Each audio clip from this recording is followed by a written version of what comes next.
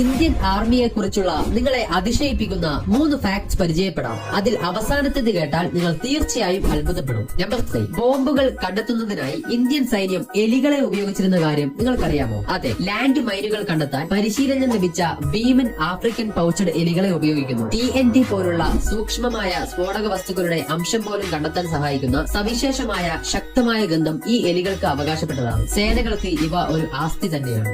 Number 2, Indian സൈന്യം ഒരേ സമയം 6 കാലാവസ്ഥാ മേഖലകളിൽ പ്രവർത്തിക്കുന്നു. അതായത് സിയാച്ചിനിലെ ഹിമാനികൾ മുതൽ രാജസ്ഥാനിലെ മരുഭൂമികൾ, വടക്കു കിഴക്കൻ കാടുകൾ, സമുദ്രദ്വീപുകൾ, വെള്ളപ്പൊക്ക സമതലങ്ങൾ, അതുപോലെ ഉയർന്ന പർവ്വതങ്ങൾ വരെ എല്ലാ കാലാവസ്ഥാ മേഖലകളിലും പോരാടാൻ പരിശീലനം ലഭിച്ച മികച്ച സൈനികരാണ് നമ്മുടെ ഇന്ത്യൻ സൈന്യം.